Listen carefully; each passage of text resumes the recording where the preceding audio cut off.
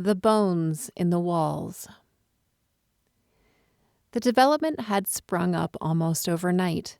Rows of new homes, neatly aligned in the suburban neighborhood with fresh lawns and gleaming windows, promising the dream of a perfect family life. Greg and Lisa had been one of the first couples to move in, thrilled with their new house. It was everything they wanted, spacious, modern, and ready for their growing family. The first few weeks, life in their new home was perfect. Lisa was already imagining where she'd hang photos, how she'd decorate for the holidays. Greg was working late at the office, but every night when he came home, they'd talk about their future. The baby they planned to have, the memories they'd make in their new place. But soon, strange things began to happen. It started with the noises, late at night, after everything had settled down, when the world outside had gone silent. Greg would hear it, faint at first, like the creak of settling wood or the occasional rattle of the heating ducts. But it grew louder, sharper, scratching, like fingernails dragging along the inside of the walls. Greg brushed it off, thinking it must be mice or a raccoon. Lisa didn't hear it, so she wasn't worried. But the sounds didn't stop. One night, when Greg pressed his ear to the wall in the living room, he swore he heard something else, something beneath the scratching, a soft, rhythmic tapping, like something knocking from the other side. But it was impossible, right? The house was brand new, every wall perfectly constructed. It made no sense. The following day, Greg decided to investigate. He grabbed a hammer and headed to the spot where the noise had been the loudest, near the fireplace in the living room. Lisa wasn't home, and he didn't want to freak her out, so he didn't say anything. With careful taps, he began to loosen the section of drywall. The sound of plaster cracking echoed in the empty room, and a fine layer of dust filled the air. As Greg peeled back the drywall, his stomach dropped. Behind the wall, nestled between the beams, was a human skull. His breath caught in his throat. It wasn't just a skull. There were bones. The whole skeleton wedged into the space, the bones discolored and brittle, like they had been there for years. He stepped back, heart racing, unable to comprehend what he was seeing. He wanted to call Lisa, to call the police, to do something. But he was frozen, staring into the hollow eye sockets of the skeleton.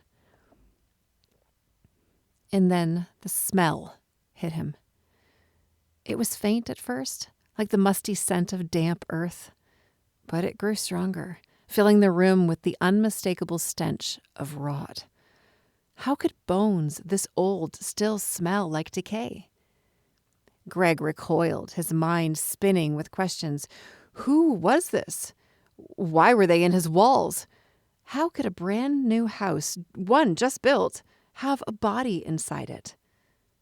Suddenly there was movement. It was subtle, a shift in the air, but Greg saw it. The bones. They were moving. A dry, brittle finger twitched, scraping against the wooden beam. Then the arm, impossibly slow, began to rise. The empty sockets of the skull seemed to fix on Greg, locking him in place. The scratching he had heard for weeks, it wasn't an animal. It was this. Panicked, Greg stumbled back, dropping the hammer. He turned to run, but as he did, he heard something that stopped him cold. A low, creaking sound coming from all around him, from the walls. They were moving. No, not the walls. The bones inside the walls. Greg's eyes darted around the room, his breath coming in ragged gasps. Every wall now seemed to hum with activity, the subtle shifting of bones within the house itself. It wasn't just the skeleton he had found. They were everywhere. The walls were packed with them, hidden behind every beam and panel, sealed into the framework of the house. Greg's stomach churned as the realization dawned on him. This wasn't an isolated incident. His home was filled with bodies. No, every home in the new development must have been. The houses weren't new at all. The ground beneath the subdivision had been a mass grave. Just as he reached the front door, a sharp crack echoed behind him. The skeleton, the one from the wall he had broken free, its limbs clattering as it dragged itself across the floor. Greg's legs trembled, and before he could turn the knob, he felt something cold and skeletal wrap around his ankle. He screamed, kicking frantically, but more hands, bony, decayed, reaching out from the walls, gripping him, pulling him down. They were everywhere now, the walls bulging, cracking open as the dead crawled their way out, surrounding him, their hollow eyes filled with endless hunger. Greg's final thought, as the darkness swallowed him, was that the house hadn't been built for the living. It had been built for the dead.